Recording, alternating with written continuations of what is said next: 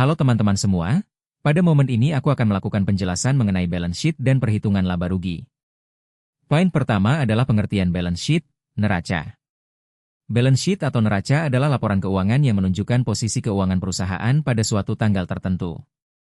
Neraca memperlihatkan apa yang dimiliki perusahaan, aset, apa yang menjadi kewajiban, liabilitas, dan sisa hak pemilik, ekuitas. Terdapat 3 struktur neraca, 1 aset, assets, 2. Liabilitas, kewajiban, 3.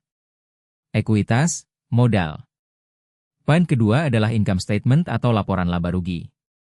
Laporan laba rugi menunjukkan kinerja keuangan perusahaan selama periode tertentu. Laporan ini menunjukkan pendapatan, biaya, serta laba atau rugi yang dihasilkan perusahaan. Komponen utama dalam income statement ini adalah 1. Pendapatan, 2. Harga pokok penjualan, HPP, 3. Laba kotor, 4. Beban operasional, 5. Laba operasional, 6. Pendapatan beban lain-lain, 7. Laba bersih. Berikut ini adalah contoh income statement dari PT Pakan Menyala dengan keterangan komponen dan jumlah keuangan dengan total laba bersih sebanyak Rp75 juta. Kita lanjut ke poin ketiga yang berjudul comparative analysis atau analisis perbandingan. Analisis perbandingan adalah metode analisis laporan keuangan dengan membandingkan angka keuangan perusahaan dari 2 periode atau lebih untuk melihat perubahan, tren, dan pertumbuhan. Tujuan dari comparative analysis adalah 1.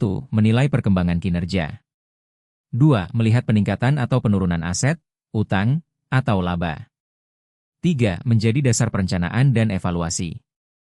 Pada slide ini terdapat contoh tentang analisis perbandingan PT Pakan Menyala dengan peningkatan pendapatan sebanyak 20% pada tahun 2024 dengan perhitungan tersebut.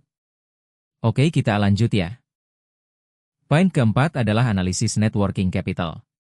Net working capital, NWC, atau modal kerja bersih adalah selisih antara aset lancar dan liabilitas lancar. NWC menunjukkan kemampuan perusahaan dalam memenuhi kewajiban jangka pendek. Rumus NWC adalah NWC aset lancar, liabilitas lancar.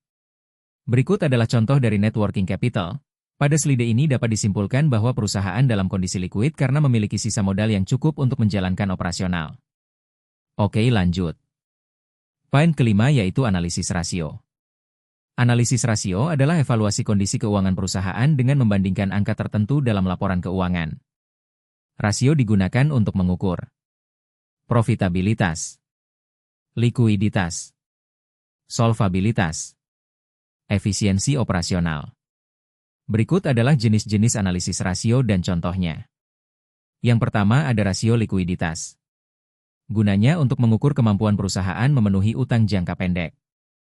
Rumus rasio ini adalah current ratio aset lancar, liabilitas lancar. Contoh rasio likuiditas yaitu aset lancar 100 juta. Liabilitas lancar 40 juta. Current ratio 2,5 kondisi sehat, di atas 1. Yang kedua ada rasio solvabilitas, leverage. Gunanya untuk mengukur kemampuan perusahaan membayar utang jangka panjang. Debt to equity ratio, DER, total utang total ekuitas. Contohnya, utang 70 juta. Ekuitas 110 juta. DER 0,64 beban utang relatif rendah. Selanjutnya ada rasio profitabilitas.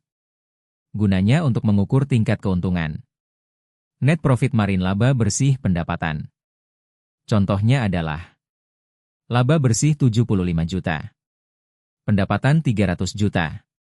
NPM 25%, laba 25% dari penjualan. Yang terakhir ada rasio aktivitas. Gunanya adalah untuk mengukur efisiensi penggunaan aset.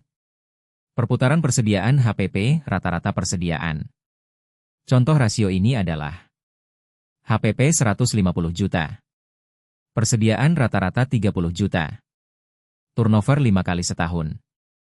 Kita masuk ke poin terakhir yaitu analisis SWOT. SWOT adalah metode yang menilai kondisi internal dan eksternal perusahaan berdasarkan S. Strengths, kekuatan internal. W. Weaknesses, kelemahan internal. O.